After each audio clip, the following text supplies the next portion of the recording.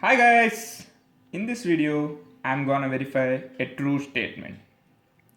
The logarithm of any base is a constant multiple of logarithm of any other base where the bases are greater than 1. Right? Rather than verifying the statement first, let us interpret what that means.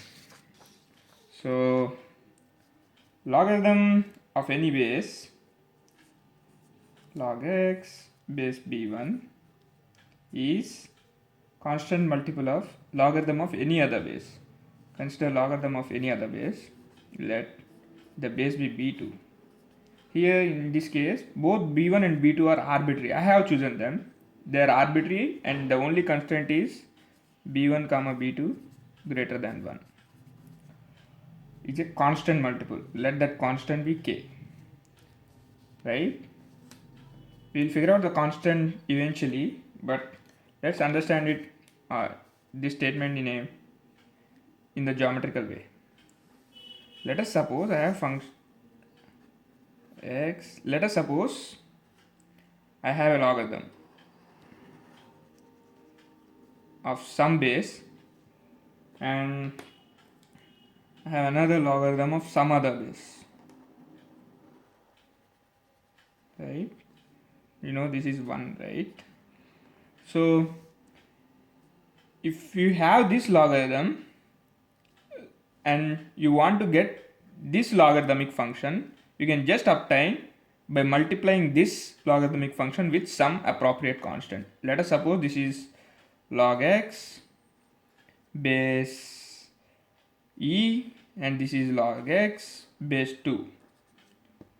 You can obtain it, this log x base 2 function, by just multiplying with some constant. So we'll figure it out what that constant is now. So what is that constant gonna be? Let us suppose if x is equals to b2.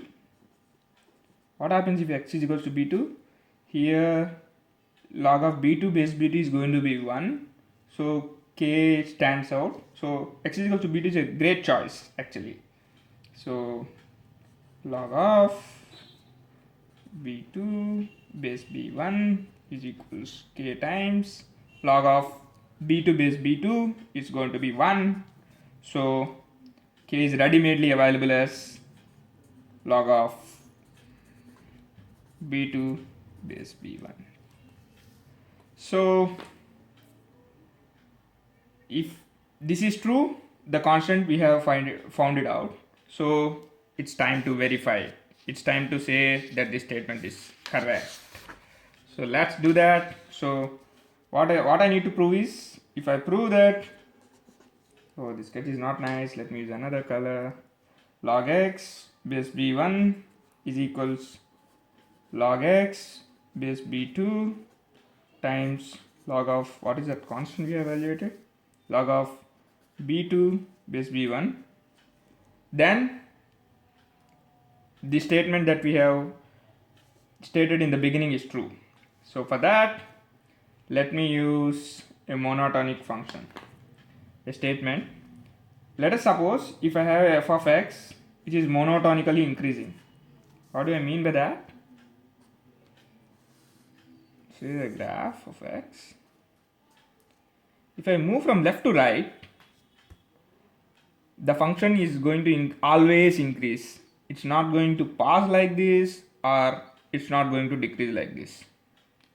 From left to right, the function is always increasing like this. So this is called what we call a monotonically increasing function or an always increasing function. So if I'm going to write a statement which I hope you will enjoy it, or like you will understand it. If f of x1 is equals f of x2, then x1 is equals to x2. So provided that f of x is always increasing, this is compulsory. Without this statement is not valid. I hope you get a sense of this statement. This is quite intuitive, right? Because the function is always increasing. If the function is equal at 2 points, then the 2 points have to be equal, right? So I am considering a function called b1 power x. Because b1 and b2 are greater than 1, so b1 power x is an monotonically increasing function. So I am going to raise b1 by LHS. So b1 power LHS. What is LHS? Log of x base b1. From the property of logarithms, this entire thing is going to be equal to x. I hope you know it, or else b1 power x and log x to base b1 are inverse functions. So by this is like composing an inverse function and a function which is going to give the input, right? So now I will raise b1 by RHS as well, right? Log x base b2 times log b2 base b1. So I can rewrite this as, from the property of exponents, b1 power log b2 base b1 whole power log x base b2. From the same argument before, this is going to be b2 power log x base b2, and these two also cancel out and leaves you x. So b1 power LHS is equals b1 power RHS. So because b1 power x is a monotonically increasing function, LHS is gonna be equal to RHS. So this statement is true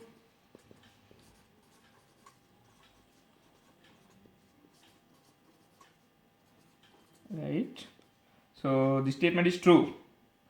So let me do a quick example with the very frequently used bases. Let's suppose base be 10, and here let the base b to be e. So it's gonna be log e times log 10. I hope you'll appreciate this. I seriously encourage you to figure it out what happens if b1 comma b2 are in between 0 and 1. The bases being negative doesn't make sense in logarithms, so but this makes sense. So I seriously encourage you to redo the proof or verify what happens if the bases are less than 0 and are in between 0 and 1. And that's it. I'm Manas Kalyan. Thank you.